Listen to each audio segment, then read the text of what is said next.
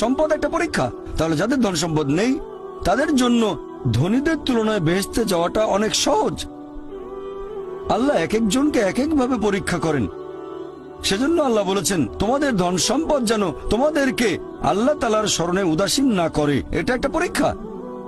আরেকটা পরীক্ষা হচ্ছে সন্তুষ্টি, নিজে সন্তুষ্ট থাকা। আর আমাদের নবী মুহাম্মদ সাল্লাল্লাহু আলাইহি ওয়াসাল্লাম বলেছেন, এটা আছে সহিহ বুখারীতে খণ্ড নম্বর 8 হাদিস নম্বর 447। নবী বলেছেন, যদি কারো কাছে একটা পর্বত সমান স্বর্ণ থাকে সে এরকম আরেকটা চায়। যদি কারো কাছে এক পাহাড় স্বর্ণ থাকে তারপরও সে আরেকটা স্বর্ণের পাহাড় চায়। আর সর্বশেষে তার মুখগহ্বর পূর্ণ হয় কবরের মাটি দিয়ে। সে যত ধনী লোকই হোক, হয়তো সে পৃথিবীর মধ্যে সবচেয়ে ধনী লোক, তারপরও সে আরো বেশি সম্পদ চায়। মানুষ সন্তুষ্ট হয় না, বেশিরভাগ মানুষ কখনো সন্তুষ্ট হয় না। আল্লাহ পবিত্র কোরআনে বলেছেন সূরা নিসা অধ্যায় নম্বর 4 আয়াত নম্বর 32 যে আল্লাহ যেটা দিয়ে অন্য মানুষকে শ্রেষ্ঠত্ব দান করেছেন সেটার উপরে তোমরা কোন রকম লালসা করো না।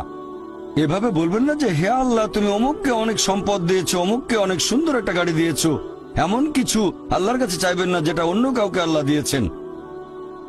এতে লোকসান হবে আপনার। আর আমাদের প্রিয় নবী মুহাম্মদ সাল্লাল্লাহু আলাইহি সাল্লাম বলেছেন, এটা আছে সহিহ বুখারীতে খণ্ড নম্বর 4, আমাদের নবী বলেছেন যে সেই লোকদের দেখো যাদের ভাগ্য তোমার চেয়ে খারাপ। সেই সব লোককে দেখো না যারা তোমার চেয়ে বেশি ভাগ্যবান। তা না হলে তোমরা আল্লাহ তাআলাকে স্মরণ করায় অবহেলা করতে পারো, তা না হলে প্রতিপালকের প্রতি অকৃতজ্ঞ হয়ে যেতে পারো। তাহলে নবী বলেছেন তাদেরকে দেখো যাদের ভাগ্য খারাপ।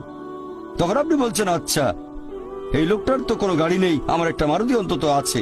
তাকে দেখবেন না যারা সে মার্সিডিজ। ও আমার মার্সিডিজ নেই কেন? ওই লোকের গাড়ি নেই, আমার তো একটা আছে। আপনি আল্লাহকে ধন্যবাদ জানাবেন। যখন মার্সিডিজ গাড়ির মালিকের সাথে নিজেকে তুলনা করবেন, ও আমার কেন মার্সিডিজ গাড়ি দিলেন না, তাদেরকে দেখবেন যাদের ভাগ্য খারাপ। তাহলে আপনি আল্লাহ সুবহানাহু ওয়া তাআলাকে স্মরণ করছেন। আর এটাই বৈশিষ্ট্য মানুষের। এরকম একটা গল্প যে এক লোকের মনে অনেক দুঃখ, কারণ তার